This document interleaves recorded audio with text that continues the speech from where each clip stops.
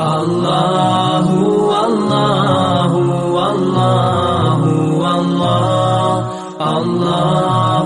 اللہ اللہ الحمد للہ نحمده ونستعینه ونستغفره ونؤمن به ونتوکل علیہ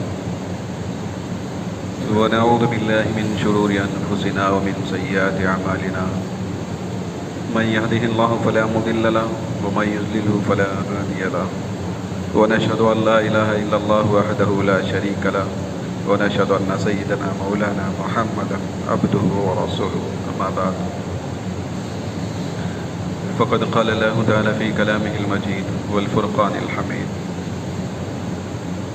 فأعوذ بالله من الشيطان الرجيم بسم الله الرحمن الرحيم قل اللهم مالك الملك تؤتي الملك من تشاء وتنزع الملك ممن تشاء وتعز من تشاء وتذل من تشاء بيدك الخير إنك على كل شيء قدير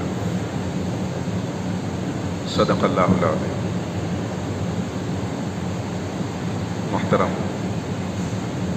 معزز بزرگان دین، اللہ کے نبی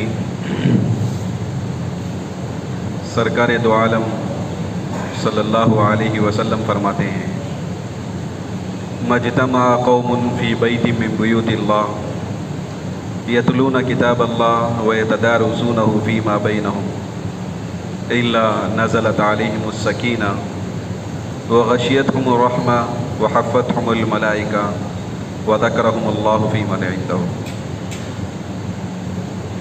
اللہ کے گھر میں لوگ جمع ہوتے ہیں،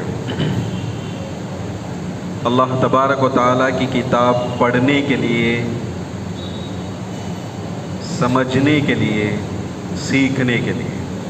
جیسا کہ ہم اس وقت جمع ہیں، اللہ تبارک و تعالیٰ کی یہ جو کتاب کلام اللہ ہے، اس کا کچھ علم حاصل کرنے کے لیے، کچھ آیتوں کی تفسیر معلوم کرنے کے لیے جیسے ہم بیٹھے ہوئے ہیں، ویسے اللہ کے نبی فرماتے ہیں اگر کوئی مجلس میں اس طرح بیٹھتے ہیں نزلتہم السکینہ، اللہ تبارک و تعالیٰ ان پہ سکون نازل کرتا ہے. وغشیتہم الرحمہ، رحمت ان کو ڈھانک لیتی ہے، اللہ تبارک و تعالیٰ کی رحمت ان کو ڈھانک لیتی ہے. وغشیتہم الملائکہ، اور ملائکہ ان پہ چھا جاتے ہیں، گویا کہ ان کے پروں کے سائے میں بیٹھے ہوئے.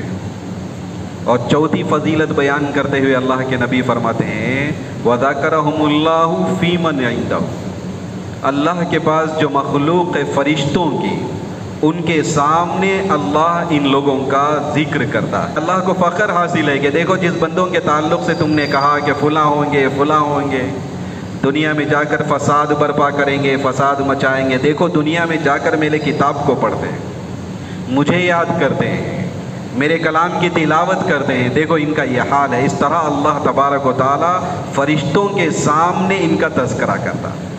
بہرحال یہ عظیم الشان کتاب ہے جس کی تلاوت جو پڑھی گئی نماز میں، سورہ آل عمران جو ہے آج جو ہے پڑھا گیا ہے. اس میں سورہ آل عمران جو ہے مدنی سورہ ہے، جیسے بتایا گیا کہ بعض سورے مکی ہوتے ہیں، بعض سورے مدنی ہوا کرتے ہیں. نبی علیہ السلام نبوت کے بعد 13 سال مکہ میں رہے ہیں. آپ کی زندگی جو ہے 13 سال مکے میں تھی اور اس کے بعد 10 سال آپ مدینہ میں تھے. تو یہ مکی زندگی میں جو صورتیں ہجرت سے پہلے نازل ہوئی وہ مکی صورتیں ہیں، اور جو صورتیں ہجرت کے بعد وہ 10 سال میں نازل ہوئی وہ مدنی صورتیں ہیں. اور یہ سورہ جو ہے آل عمران مدنی سورہ ہے. اس کی شروعات اللہ تبارک و تعالیٰ عجیب انداز سے فرماتے ہیں، وہی حروف مقطعات کے ذریعے کہ جن کا علم اللہ کے علاوہ کسی کو نہیں ہے. گویا کہ لوگوں کو عاجز کرتے ہوئے کہتے ہیں کہ یہ ایسی چیز ہے کہ اس کا علم صرف مجھے حاصل ہے. تم بھی ان حروف کے ذریعے، جیسے الف لام میم اس کی شروعات، یہ بتانا چاہتے ہیں گویا کہ ان حروف کے ذریعے تم بھی اپنا کلام مرکب کرتے ہو، ترتیب دیتے ہو. ہم بھی ان حروف کے ذریعے اپنے کلام کو ترتیب دیتے ہیں، لیکن ان دونوں کے درمیان بون بعید، بہت بڑا فرق ہے. ہزارہ کوشش کر لو اس جیسا کلام تم لا نہیں سکتے. تو یہ اعجاز شروع میں پیش کیا جا رہا ہے۔ اس کے بعد اللہ تبارک و تعالیٰ فرماتے ہیں اللہ لا الہ الا هو الحی القیوم، اللہ کہ نہیں ہے کوئی معبود سوائے اللہ کے، وہ حی زندہ ہے، قیوم لوگوں کو سنبھالنے والا، تھامنے والا اللہ تبارک و تعالیٰ ہے۔ بنیادی اختلاف مسلمانوں کا اور کافروں کا بنیادی اختلاف توحید سے ہے۔ ہم اللہ کو ایک مانتے ہیں اور وہ کئی خدا کو مانتے ہیں۔ خدا کے ماننے میں اختلاف نہیں ہے، وہ بھی خدا کو مانتے ہیں، مشرکین کافرین یہود و نصارہ ہم بھی خدا کو مانتے ہیں، لیکن بنیادی اختلاف یہ ہے ہم ایک اللہ کو مانتے ہیں اور کہتے ہیں کہ ہم اسی کی عبادت کرنے والے ہیں، اس ایک اللہ کی عبادت کرنے والے ہیں۔ جیسا کہ ہم ظاہر کرتے ہیں ایاک نعبد و ایاک نستعین، اے اللہ ہم تیری ہی عبادت کرتے ہیں، تیرے علاوہ کسی کی عبادت ہم نہیں کرتے، تجھے ہی سے مدد طلب کرتے ہیں، تیرے علاوہ کسی سے مدد طلب نہیں کرتے۔ ہمارا معبود ایک ہے، تو یہ اللہ تبارک و تعالیٰ اپنی بڑائی کو، اپنی خدائی کو، اپنی توحید کو اس مبارک صورت میں جا بجا اور مختلف مقامات میں، مختلف پیرائے میں اور مختلف ڈھنگ اور اسلوب میں اللہ تبارک و تعالیٰ نے اپنی بڑائی اور اپنی توحید کو اللہ نے بیان فرمایا۔ پہلی آیت ہی میں اللہ کی توحید، اللہ کہتا ہے اللہ کے علاوہ کوئی معبود نہیں، عبادت کی جائے تو وہ صرف اللہ ہی کی عبادت کی جائے۔ اب عبادت جو ہے وہ انتہائی عاجزی ہے، تذلیل ہے۔ عبادت کسے کہتے ہیں؟ آدمی اس میں اپنے آپ کو انتہائی عاجز کرتا ہے، انتہائی ذلیل کرتا ہے۔ جیسے ہم نماز پڑھتے ہیں، رکوع کرتے ہیں، سجدہ کرتے ہیں، سجدہ کرتے ہوئے ہم اپنی پیشانی کو زمین پہ ٹیک دیتے ہیں، لگا دیتے ہیں۔ یہ چہرے میں، سر میں پائے جانے والے جو اعضاء ہیں، یہ اعضاء رئیسہ ہیں، بڑے بڑے اعضاء ہیں۔ پورے جسم میں اگر سر کا جو مقام ہے یہ بہت بلند مقام ہے نا۔ یہ اعضاء رئیسہ اللہ تبارک و تعالیٰ نے اس میں رکھے، آنکھ ہے، کان ہے، منہ ہے، زبان ہے، ناک ہے، جتنے اعضاء رئیسہ ہیں ان کو اللہ تبارک و تعالیٰ نے اوپر رکھا ہے انسان کی۔ اور اس اعضاء رئیسہ کو جھکا کر اپنی تذلیل کرتے ہیں، اپنے عجز کو اللہ کے سامنے پیش کرتے ہیں کہ اے اللہ میں عاجز ہوں، میرا سر جو سب سے بلند ہے، اس بلند چیز کو میں اپنے تیرے آگے جھکا دیتا ہوں، سپرد کر دیتا ہوں۔ تذلیل کا نام اذلال، ذلیل کرنا اپنے آپ کو۔ تو کس کے سامنے ذلیل کیا جائے؟ کس کے سامنے عاجز کیا جائے؟ جو سب سے بلند ہو، جو سب سے اعلیٰ ہو، اور جس کے صفات جبروت اور صفات عظیمت سب سے بلند اور اعلیٰ، اس کے سامنے عبادت کی جائے۔ اب اگر دیکھا جائے تو صرف اللہ تبارک و تعالیٰ کی ذات ہی ایسی ہے جس کے اندر بہت بڑی بڑی صفتیں، عمدہ اور بڑی صفتیں اس کے اندر پائی جاتی ہیں۔ ان صفتوں کا اظہار کرتے ہوئے اللہ تبارک و تعالیٰ فرماتے ہیں هو الحی، وہ زندہ ہے۔ عبادت اسی کی جائے جو زندہ ہے۔ دنیا میں اللہ کے علاوہ کوئی زندہ نہیں ہے۔ اللہ تعالیٰ ہی قدیم ہے، اللہ تعالیٰ ہی ازلی ہے، اللہ تعالیٰ ہی ابدی ہے، اللہ تعالیٰ ہی سرمدی ہے۔ اس کے علاوہ ما سوى اللہ جتنی چیزیں پائی جاتی ہیں یہ ساری کی ساری چیزیں حادث ہیں، ممکن الوقوع جسے کہا جاتا ہے حادث۔ زمانے قدیم میں دیکھا جائے، اس وقت جتنا مجمع ہے، چند سال پہلے، 100 سال پہلے اگر دیکھا جائے ہم میں سے کوئی نہیں تھا یہاں پر، ہم سب حادث ہیں۔ 100 سال کے بعد اگر دیکھا جائے تو شاید کہ ہم میں سے کوئی روئے زمین پہ رہے۔ سارے کے سارے حادث ہیں، کوئی زندہ نہیں۔ جب سے دنیا و کائنات بنی ہے اس سے پہلے سے اللہ موجود ہے، اور جب سب کو فنا ہو جائے گا اس کے بعد بھی ایک ہی ذات ہوگی، اور وہ ذات میرے اور آپ کے رب کی ذات ہے۔ وہی اللہ فرماتے ہیں میں رب ایسا ہوں کہ حی ہوں، ایسا حی جس پر کبھی موت طاری نہیں ہو سکتی۔ ما سوا اللہ، ساری کی ساری چیزیں اس کو فنا ہونا ہے، ختم ہونا ہے، موت کے گھاٹ اترنا ہے، لیکن اللہ تبارک و تعالیٰ کی ذات ایسی ہے وہ کبھی فنا ہونے والی نہیں، وہ حی ہے۔ آیت الکرسی، اس سے پہلے والے سورے میں وہ آیت آئی تھی آیت الکرسی، جس کو سارے آیتوں کی سردار کہا جاتا ہے۔ بڑی آیت ہے، سردار ہے۔ نبی علیہ السلام نے ایک مرتبہ ایک صحابی سے پوچھا، بتاؤ سب سے بڑی سردار آیت کون سی ہے؟ شاید ابی بن کعب رضی اللہ تعالیٰ عنہ ہے، تو انہوں نے کہا کہ آیت الکرسی ہے۔ اللہ کے نبی نے انہیں شاباشی دی اور فرمایا ان کے علم پر اللہ کے نبی نے انہیں مبارکبادی دی۔ سب سے بڑی آیت جو پورے آیتوں کی سردار شمار کی جاتی ہے، اس میں بھی اللہ تبارک و تعالیٰ نے یہ الفاظ استعمال کیے ہیں، حی ہے، اللہ لا الہ الا هو الحی القیوم، حی ہے، قیوم ہے، زندہ ہے، لا تأخذہ سینۃ ولا نوم۔ اللہ فرماتے ہیں اللہ کی ذات کیسی ہے معلوم؟ اسے نیند بھی نہیں آتی، اونگ بھی نہیں آتی۔ ڈرائیور گاڑی چلاتے ہوئے ذری دیر کے لیے پلک جھپک دے، اونگ آ جائے تو بیٹھے ہوئے سارے لوگوں کے لیے خطرہ ہے، فتنہ ہے۔ ویسے اس کائنات کا، ساری کائنات کا چلانے والا رب ذوالجلال ایک لمحہ کے لیے بھی اسے اونگ نہیں آتی، اس کو اللہ فرماتے ہیں، اور اللہ اس کو ظاہر کرتے ہوئے کہتے ہیں لا تأخذہ سینۃ ولا نوم۔ اللہ کی ذات ایسی ہے اس کو اونگ بھی نہیں آتی، اس کو نیند بھی نہیں آتی، اور کبھی وہ فنا ہونے والا نہیں ہے۔ وہ اللہ تبارک و تعالی اللہ لا الہ الا هو الحی القیوم ہے۔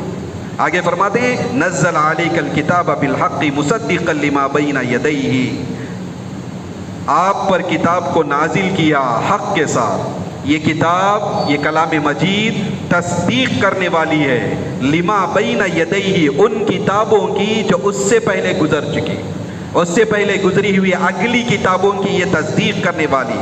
وَأَنزَلَ التَّوْرَاةَ وَالْإِنْجِيلَ، وہ اللہ کی ذات نے تورات کو اتارا، انجیل کو اتارا، من قبل، اس قرآن کے نازل کرنے سے پہلے۔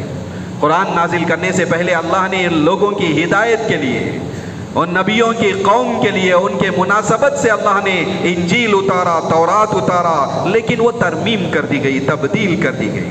وَأَنزَلَ الْفُرْقَانَ، اور اس کے بعد اللہ نے فرقان کو اتارا، فرق کرنے والی حق اور باطل کے درمیان اس کتاب کو اللہ نے اتارا۔ إِنَّ الَّذِينَ كَفَرُوا بِآيَاتِ اللَّهِ لَهُمْ عَذَابٌ شَدِيدٌ، وہ لوگ جو اللہ کی آیتوں کا انکار کرتے ہیں، وہ لوگ جو اللہ کی آیتوں کا انکار کرتے ہیں، کافرین ہیں، ان کے لیے لہم عذاب شدید، دردناک سخت عذاب ہے۔ واللہ عزیز ذو انتقام، اللہ زبردست ہے، انتقام لینے والے۔ یہ سورہ آل عمران شروع ہوا تھا، اور پھر اس کے بعد جو ہے ہم اس کو پڑھتے ہوئے، امام صاحب پڑھتے ہوئے آج جو ہے بعض یہ آیتیں آل عمران میں یہ آیت پڑھی گئی، اللہم مالک الملک تؤتی الملک من تشاء وتنزع الملک ممن تشاء۔ اللہ کی بڑائی کو بیان کرنے والی بہت بلند آیت ہے۔ کہتا ہے اللہ تعالیٰ اپنی بڑائی، اپنی بادشاہت کو ظاہر کرتے ہوئے فرماتے ہیں جانتے ہو اللہ کون ہے؟ مالک الملک، سارے جہاں کا، سارے ملک کا وہی بادشاہ ہے۔ تؤتی الملک من تشاء، اللہ اپنی قدرت کو ظاہر فرماتے ہیں، یہ سلطنت جس کو چاہے دے سکتا ہے، بادشاہت اللہ تبارک و تعالیٰ جس کو چاہے دے سکتے ہیں، یہ قدرت صرف اللہ تعالیٰ کو حاصل ہے۔ تؤتی الملک من تشاء وتنزع الملک ممن تشاء، اور جس سے چاہے اللہ بادشاہت کو چھین لے، یہ اللہ کو اختیار ہے۔ وتعز من تشاء، جس کو چاہے اللہ عزت دیتے ہیں۔ وتذل من تشاء، اور جس کو چاہے اللہ تعالیٰ ذلت دیتے ہیں، ذلیل کرتے ہیں۔ بیدک الخیر، کہہ دیجئے اللہ سے اللہ آپ ہی کے ہاتھ میں خیر ہے۔ دیکھو اللہ جس کو چاہے عزت دے دے، جس کو چاہے اللہ ذلیل کر دے۔ اس آیت کا تقاضا بالکل آخر میں یہ چاہیے، بظاہر یہ ہونا تھا بیدک الخیر والشر، اے اللہ تیرے ہاتھ میں خیر بھی ہے، شر بھی ہے، اس لیے کہ اس سے پہلے اوپر آیت کے اوپر دونوں باتوں کو بیان کیا گیا کہ کہ اللہ عزت دینے والے، اللہ ذلت دینے والے، جس کو عزت دی گئی وہ اس کے لیے خیر ہے، اور جس کو ذلت میں مبتلا کیا گیا وہ اس کے لیے شر ہے۔ لہذا اللہ کے قبضے قدرت میں خیر بھی ہے اور شر بھی ہے، یہ بتانا چاہیے تھا۔ بظاہر مفسر یہ فرماتے ہیں، مفسرین یہ کہتے ہیں، لیکن اللہ تعالیٰ نے شر کا ذکر نہیں کیا، صرف خیر کا ذکر کیا۔ اور یہاں تفسیر کرتے ہیں مفسرین، کہتے ہیں اس کا معنی یہ ہے اللہ کسی کو ذلیل کرے، کسی کو فتنے میں مبتلا کرے، یہ قوم کو ہلاک کرے، ان پر مصیبت نازل کر دے، اس میں بھی خیر پایا جاتا ہے، اس میں بھی کیا ہے؟ خیر پایا جاتا ہے۔ کسی کو اللہ عزت دیتے ہیں، بلندی دیتے ہیں، بڑائی دیتے ہیں، بڑا مقام عطا کرتے ہیں اور ملک کا بادشاہ بنا دیتے ہیں، اس میں بھی خیر ہے۔ اور اگر کسی کو ذلیل کرتے ہیں تو اس میں بھی اللہ تبارک و تعالیٰ نے یا تو اس کے لیے یا دوسرے کے لیے اللہ نے خیر رکھا ہے۔ شاعر ایک مصرے میں کہتے ہیں، متبنی بڑے شاعر ہیں، وہ کہتے ہیں کہ مصائب القوم عند قومی فوائد، قوم پر نازل ہونے والے جو مصائب مصیبتیں ہیں وہ دوسری قوم کے لیے فوائد ہیں۔ عالمی اعتبار سے اگر دیکھا جائے، ایک قوم پر اگر مصیبتیں نازل ہو جائیں تو یہ مصیبتیں اس کے لیے مصیبت ہے، لیکن دوسرے کے لیے وہ فوائد ہو سکتے ہیں، نفع بخش چیز ہو سکتی ہے۔ اس اعتبار سے اللہ نے فرمایا اللہ کے ہاتھ میں خیر ہے، خیر بھی ہے، شر بھی ہے، ہر چیز کا مالک اللہ ہے۔ لیکن یہاں پر ذکر کیا گیا کہ بیدک الخیر، اے اللہ تیرے قبضے قدرت میں خیر ہے، انک علی کل شیء قدیر، اے اللہ تو ہر چیز پر قادر ہے۔ یہ ساری جو پورا جو سورہ ہے اس میں اللہ کی قدرت کو مختلف انداز سے اللہ نے بیان کیا۔ مریم علیہ السلام کا ذکر اس میں موجود ہے، ابھی چل کر امرات عمران، مریم علیہ السلام کی والدہ، یہ ایک نیت کی، مجھے اگر لڑکا پیدا ہو تو میں بیت المقدس کی خدمت کے لیے چھوڑ دوں۔ جیسے ہم نیت کرتے نا، میرے لیے اگر بیٹا پیدا ہو تو میں جو ہے اسے حافظ بناؤں گا، عالم بناؤں گا، مدرسے میں پڑھاؤں گا، فلاں استاذ کی نگرانی میں، فلاں شیخ کی نگرانی میں جو ہے ان کو چھوڑ دوں گا۔ جیسے حضرت انس رضی اللہ تعالیٰ عنہ کو نبی علیہ السلام کی خدمت میں چھوڑا گیا، ویسے عیسیٰ علیہ السلام کی ماں مریم ہے، ان کی ماں امرات عمران ہیں، انہوں نے نظر کی اگر مجھے لڑکا پیدا ہو تو میں بیت المقدس کی خدمت کے لیے چھوڑ دوں۔ لیکن کیا ہوا؟ لڑکے کے بجائے لڑکی پیدا ہو گئی۔ اب افسوس کرنے لگی، انی وضعتها انثى، اے اللہ کیا ہو گیا، میں تو بہت بلند ارادہ رکھی تھی کہ بیت المقدس کی خدمت کے لیے چھوڑا جائے۔ اس زمانے میں خدمت کے لیے صرف لڑکوں کو چھوڑا جاتا تھا، لڑکیوں کو نہیں۔ اب لڑکی پیدا ہو گئی، کیا کیا جائے؟ اللہ تعالیٰ نے ان کو تسلی دیتے ہوئے فرمایا تم تو لڑکے کو طلب کیے، اس سے افضل چیز تم کو ہم نے عطا کی ہے۔ یہ لڑکی لڑکوں کی طرح نہیں، لڑکے اگرچہ کہ افضل ہو سکتے ہیں لیکن یہ جو لڑکی تمہیں دی گئی لیس الذکر کالانثی، یہ لڑکی دوسرے لڑکوں کی طرح نہیں، اس کا بہت بڑا مقام ہے، اس لیے کہ اس کی آگے نسل چل کر نبی اس سے پیدا ہونے والے ہیں اور یہ قوم کو ہدایت اس سے ملنے والی ہے، لہٰذا یہ لڑکی لڑکے کی طرح نہیں، اس سے افضل ہے۔ لہٰذا یہ زکریا علیہ السلام جو ہیں ان کی کفالت میں ان کو دے دیا گیا، وہ اپنی کفالت میں نگرانی میں رکھے۔ عجیب عجیب واقعات دیکھے کہ بے موسم پھل آ جایا کرتے تھے مریم علیہ السلام کے پاس، موسم ہی نہیں ہوتا، آم کا موسم نہیں، آم کے پھل ہے نا، جام کا موسم نہیں، جام کے پھل ہے، موسم ہی نہیں ہے پھل کا، وہ غیر موسمی پھل ان کے پاس ہیں۔ آئے داخل ہوئے کمرے میں، دیکھا موسم نہیں ہے، یہ موسم کا پھل ان کے پاس، پوچھا کہاں سے آ گئے؟ کہنے لگے میرے اللہ نے مجھے عطا کیا ہے، میرے اللہ نے، ابھی بچہ پیدا نہیں ہوا، ابھی عیسیٰ علیہ السلام پیدا نہیں ہوئے، اللہ تعالیٰ نے ذہنی اعتبار سے ان کی تربیت فرمائے اور یہ بتایا کہ جو کچھ ہونے والا وہ اللہ سے ہونے والا۔ یہ عقیدہ مسلمانوں کا ہے، مسلمانوں کے دل و دماغ میں یہ بات بٹھائی جاتی ہے اور یہ بنیادی عقیدہ ہے، جو کچھ ہوتا ہے وہ اللہ ہی سے ہوتا ہے، اللہ ہر چیز پر قادر ہے، اللہ سبب کا محتاج نہیں ہے، اللہ جو ہے ان ذرائع کا محتاج نہیں ہے، اللہ بغیر ذریعے کے، بغیر چیزوں کے اور بغیر اسباب کے اللہ وجود بخش سکتا ہے چیزوں کو۔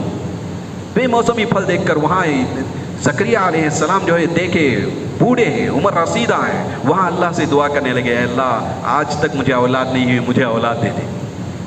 اس کو دیکھ کر، یہ معجزہ دیکھ کر انہوں نے اللہ سے وہیں کھڑے ہو کر درخواست کی، اے اللہ، آگے اسی آیتوں میں اس کو ذکر کیا گیا، اے اللہ مجھے جو ہے اولاد عطا کر۔ اولاد کی بشارت دے دی گئی، چلو تم کو اولاد دینی ہے۔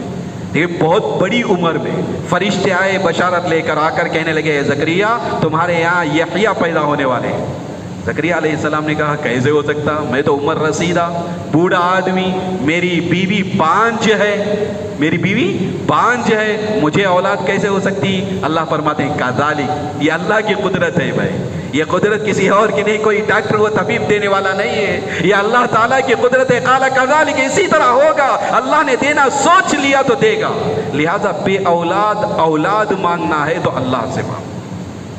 یہاں یہ تعلیم دی جاتی ہے، یہاں یہ درس دیا جاتا ہے، بے اولاد ہے، اولاد مانگنا ہے۔ بڑی عمر ہو گئی، بہت سے شادی شدہ جوڑے ہوتے ہیں، اللہ انہیں نیک اولاد عطا کرے، بعض مایوس ہوتے ہیں، 1 سال گزر گیا، 2 سال گزر گیا، اور مایوسی کی وجہ سے، معاشرے کی وجہ سے پریشان ہوتے ہیں، اور جس کی بنا پر آئے دن مختلف جو ہے مقامات میں جا کر نظر و نیاز کرتے ہیں، منتیں مانگتے ہیں، کبھی درگاہوں کو چلے گئے، فلان جگہ چلے گئے، فلان جگہ چلے گئے۔ نہیں، مانگنا نہیں ہے، مانگنا ہے تو جیسے زکریا علیہ السلام نے، قرآن نے ہمیں یہ تعلیم دی، قرآن نے ہمیں یہ تعلیم دی ہے، دوسروں کے پاس جاؤ گے مانگو گے تم کو نہیں ملے گا۔